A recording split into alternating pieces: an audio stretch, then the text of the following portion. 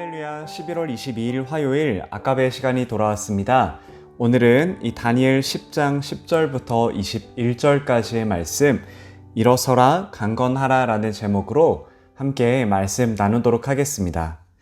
우리는 어제부터 계속해서 이 다니엘 10장의 말씀을 살펴보고 있는데요. 이 다니엘 10장을 통해서 우리는 당시 시대 상황을 조금 이해할 수가 있었습니다. 이 10장 1절에 등장했던 이 바사왕 고레스 제3년이라는 표현을 통해서 당시 세계를 주도하는 흐름이 달라지는 것을 알 수 있습니다. 이 바벨론 제국이 바사라고 표현되는 페르시아에게 무너진 것이었습니다. 10장 1절에 등장한 이 바사왕 고레스 시대에는요, 성전 재건 명령과 함께 이스라엘 백성들의 1차 포로 귀환이 이루어졌습니다. 당시 학개 선지자를 통해서는 이스라엘 백성들에게 성전 재건을 하나님께서는 질책하셨고, 에스라는 말씀 사역을 통해서 성벽 재건을 이야기했습니다. 그리고 행정적인 지도자였던 느헤미야를 통해서 이 성전과 성벽을 재건하는 일을 진행을 했습니다. 이렇게 본토로 돌아온 학개와 에스라, 느헤미야와 달리 다니엘은 이스라엘로 돌아오지 않고 그 땅에 그대로 남아 있었습니다. 그 이유는 그 땅에 남아있는 이스라엘 백성들을 다스리고자 하는, 돌보고자 하시는 하나님의 뜻이 있었기 때문이었습니다. 그리고 다니엘은 이곳에서 위의 지도자들과는 달리 기도의 역할을 맡았습니다. 우리는 오늘 말씀을 통해서 이 기도하던 다니엘이 환상을 보고 힘이 빠졌지만 하나님께서 보내신 이를 통해 다시 강건함을 얻는 것을 확인할 수 있습니다. 먼저 10절을 보면 한 손이 등장하는데 이 손이 큰 이상과 음성에 압도되어서 깊이 잠든 다니엘을 일으켜 세우고 있습니다. 우리 10절과 11절을 보면 한 손이 있어 나를 어루만지기로 내가 떨었더니 그가 내 무릎과 손바닥이 땅에 닿게 일으키고 내게 이르되 큰 은총을 받은 사람 다니엘아 내가 내게 이르는 말을 깨닫고 일어서라 내가 내게 보내심을 받았느니라 하더라. 그가 내게 이 말을 한 후에 내가 떨며 일어서니라고 이야기하고 있습니다. 하나님께서 보내신 자는 깊이 잠들었던 다니엘을 어루만지고 그에게 큰 은총을 받은 사람이라고 격려합니다. 또한 다니엘에게 일어서라고 말하면서 내가 너에게 보냄을 받았다라고 이야기를 합니다. 그래서 다니엘은 일어서게 되는데요. 그리고 다시 하나님께서 보내신 자는 다니엘에게 이렇게 이야기합니다. 12절인데요. 그가 내게 이르되 다니엘아 두려워하지 말라. 내가 깨달으려 하여 내 하나님 앞에 스스로 겸비하게 하기로 결심하던 첫날부터 내 말이 응답받았으므로 내가 내 말로 말미암아 왔느니라 라고 이야기합니다. 그는 다니엘에게 두려워하지 말 것을 얘기하면서 다니엘 내가 하나님 앞에서 겸비하게 하기로 결심했던 때부터 하나님께서 너의 기도를 들었다라고 말합니다. 내가 온 것도 너의 기도 때문에 왔다라고 이야기를 하고 있습니다. 다시 말해서 그는 다니엘이 하나님 앞에서 겸손해지기로 결심했던 때부터 너의 기도가 응답되었다라고 이야기를 하고 있는 것입니다.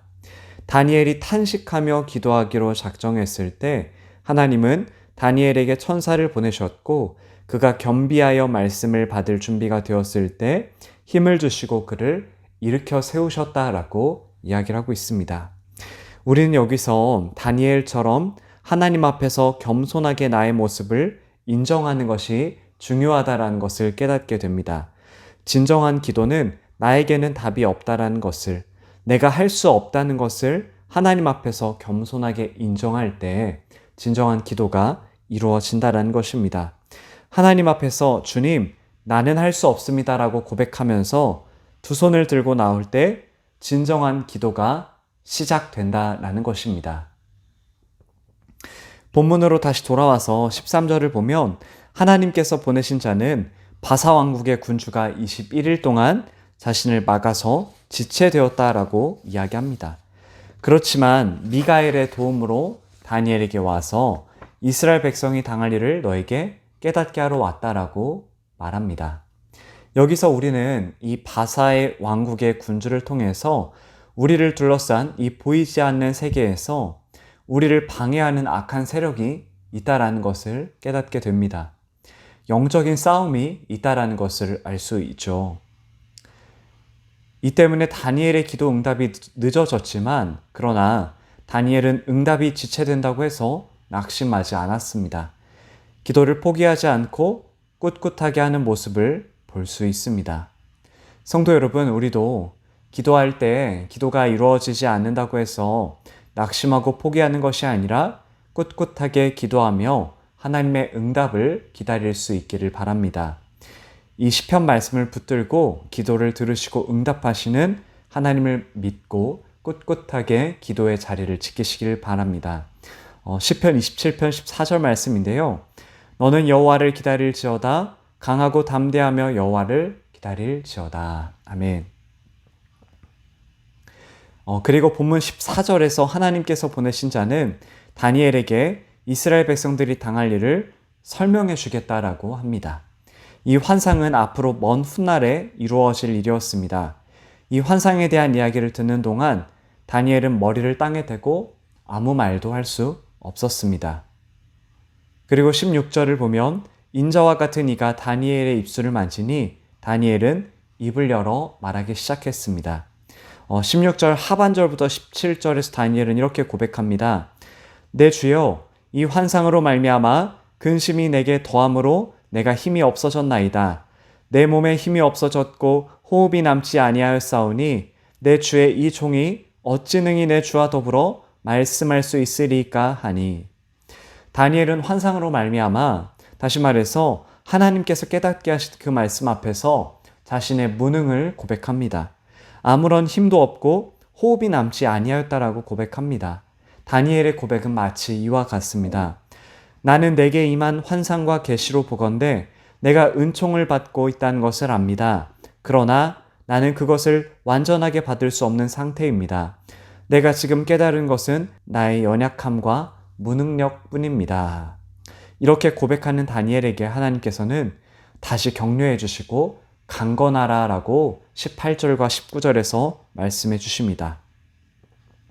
또 사람의 모양 같은 것 하나가 나를 만지며 나를 강건하게 하여 이르되 큰 은총을 받은 사람이여 두려워하지 말라 평안하라 강건하라 강건하라 그가 이같이 내게 말하매 내가 곧 힘이 나서 이르되 내 주께서 나를 강건하게 하셨사오니 말씀하옵소서. 하나님께서 보내신 사람의 모양 같은 것 하나가 다니엘을 만지면서 강건하게 하고 이전처럼 큰 은총을 받은 사람이라고 격려합니다. 그러면서 두려워하지 말라, 평안하라, 강건하라, 강건하라 라고 하면서 다니엘을 일으켜 세워줍니다. 여기서 우리는 다시 한번 하나님 앞에서 철저하게 자신의 무능력과 한계를 인정한 사람만이 하나님의 참된 위로와 격려를 받을 수 있다라는 사실을 깨닫게 됩니다. 마치 사도 바울이 내가 약한 그때의 강함이라 고백한 것처럼 말입니다. 그리고 마지막으로 하나님께서 보내신 자는 20절 맨 마지막에서 헬라의 군주가 이를 것이다 라고 이야기합니다.